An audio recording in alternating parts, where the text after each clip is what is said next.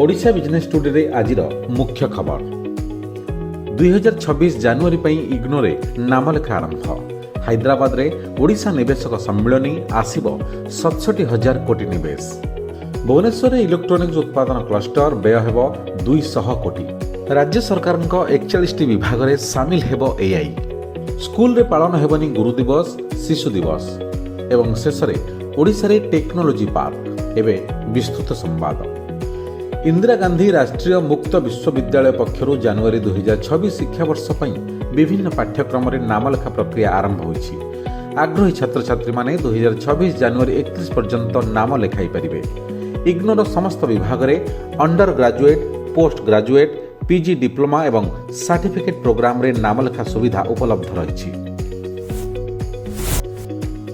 ओडिशा भारतर अभिवृद्धि इंजिन हेबाकु प्रस्तुत बोली हैदराबाद रे ओडिशा निवेशक सम्मेलन रे मुख्यमंत्री मोहन चरण माझी कहिसंती।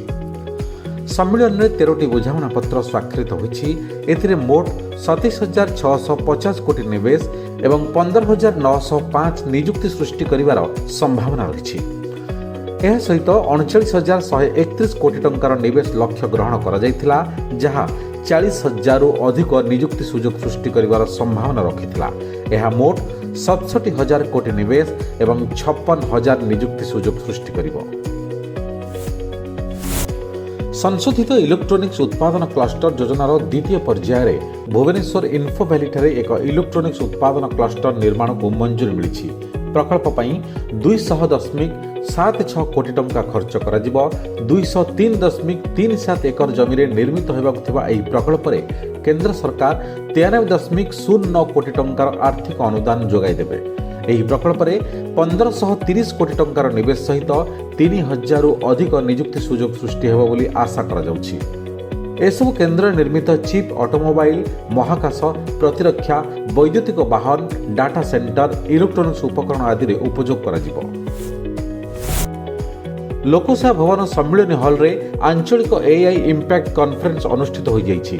कृत्रिम बुद्धिमत्ता एवं शासन व्यवस्थार सुधार एवं स्थायी विकास रे एक प्रमुख बाहक भाव में उभा होइछि बोली मुख्यमंत्री मोहन चरण माझी कहिसंती। शिक्षा, स्वास्थ्य, विपर्यय परिचालना विभाग, महिला और शिशु विकास विभाग और संसदीय व्यापार विभाग में एआई उपयोग उपर फोकस करा जाउछि। आगकू 41 विभाग में एआई उपयोग हेब। लोकाभिमुखी योजनार सफल रूपायन पई एआई व्यवहार करा जिवो। 2026 रे विद्यालय रे गुरु दिवस किंबा शिशु दिवस पालन करा जिवो नाही। सेही दिन पिलामाने विद्यालय को आसिबे और अन्य दिन गुड़िक परि पाठपढ़ा मध्य हेब। विद्यालय रे कौनसी कार्यक्रम करा जिवो नाही। माध्यमिक और प्राथमिक शिक्षा निर्देशक कार्यालय तरफ 2026 मसीहा वार्षिक छुट्टी तालिका रे एभली उल्लेख होइछि। वर्ष रे मोट 82 छुट्टी दिवस और 6टी पालनीय दिवस रहिछि। ओडिशा रे उद्योग विकास लगी software technology park of India द्वारा इलेक्ट्रोप्रेन्योर पार्क स्थापन करा जायछि। ट्रिपल आईटी भुवनेश्वर एवं Indian electronics and semiconductor association सहभागिता रे एहाको विकसित करा जायछि। एहार उद्देश्य होछि इलेक्ट्रोनिक्स सिस्टम डिजाइन एवं उत्पादन को प्रोत्साहन देबा।